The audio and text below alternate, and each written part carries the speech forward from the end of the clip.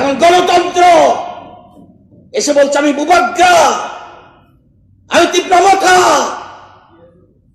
মেবাচন্দ্র জমাতিও তো তিপ্রা, রামভদ্র জমাতিও তো তিপ্রা, দিবাচন্দ্র রাঙ্গুলো তো তিপ্রা। আজকে আজকে এই কথাগুলি চিন্তা করতে হবে। এই আমরা মহারাজকে সম্মান করি কেন জানেন? তিদেন মহারাজকে। আপনি যে আজকে বসে আছেন এই ভবনে, থাকতে পারতেন না। কেন?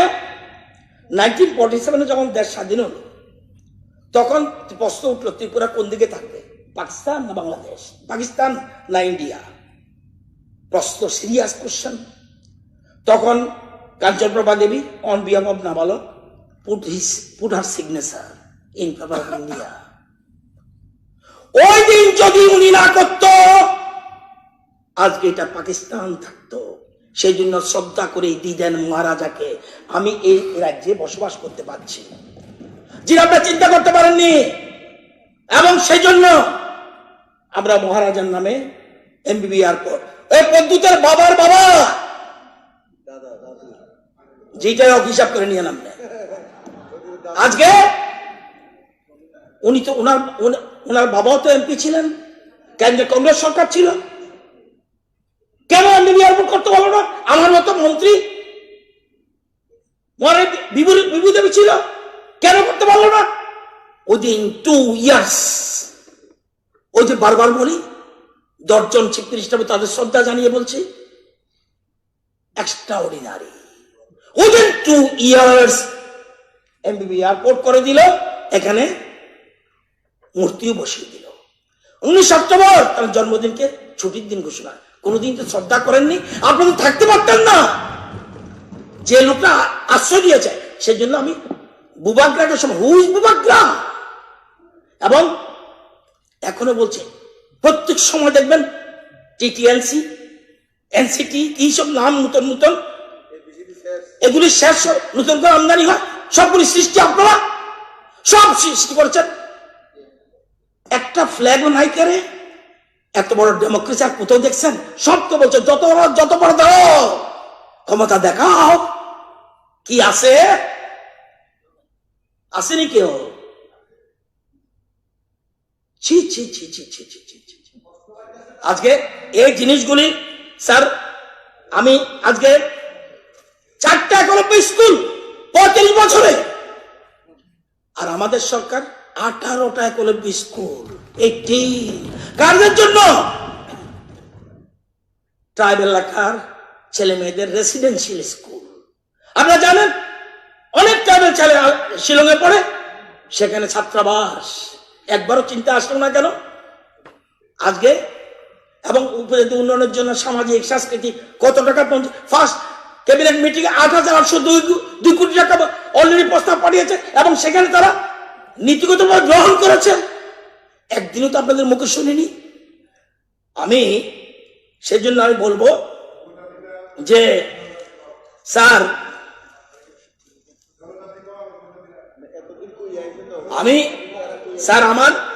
আমার একটাই বক্তব্য স্যার, বামপন্থীরা যারা বামপন্থী,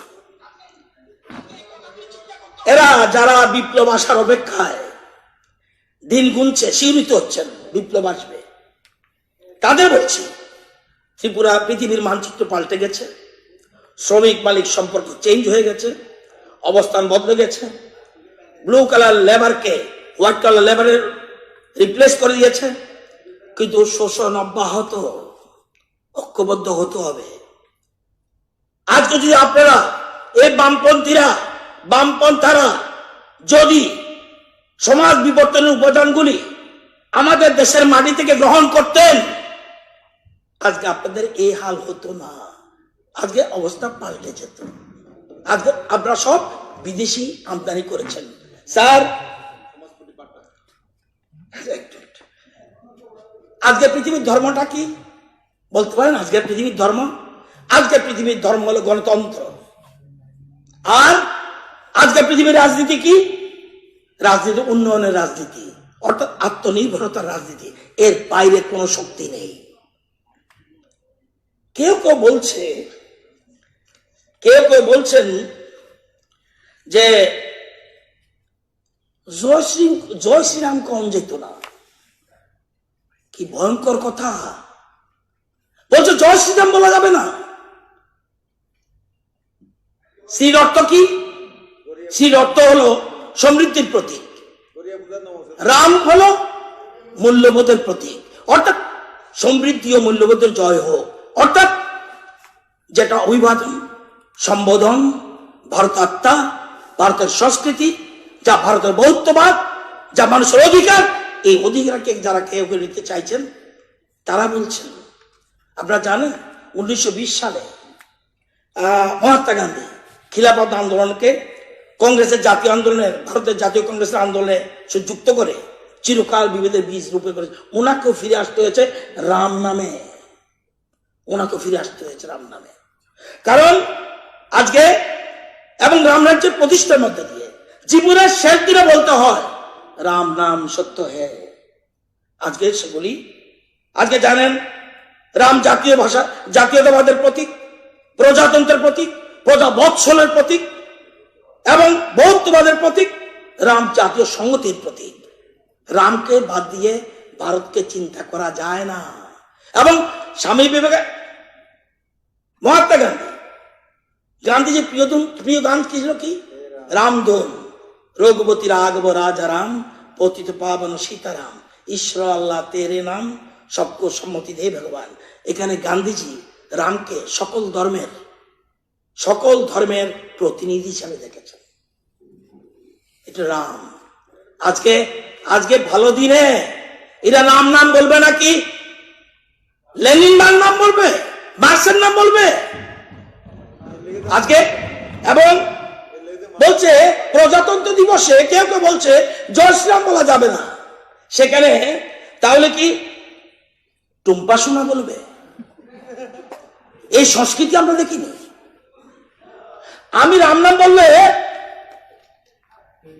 तुझे मिश्री लागे तो मैं क्या करूं, तुझे मिर्ची लागे तो मैं क्या करूं, তোমার কষ্ট লাগলে আমি কি করব? আজকে স্যার আমি আমি আমি একটু শেষ করছি স্যার, লাস্ট স্যার 2 মিনিট, আমি 4 মিনিটে শেষ করব। অনেক কিছু আছে, বলার সময় কম। একদিনে গভর্নর ভাষণ করবেন, আমাদের মুখ্যমন্ত্রী বাজেটে আলোচনা করবেন, ওইদিকে কারা করবে জানি না। আমাদের আরো আমার 4-5 জন বন্ধু, আমাদের ট্রেজারি বেঞ্চের বন্ধু অংশগ্রহণ করবেন।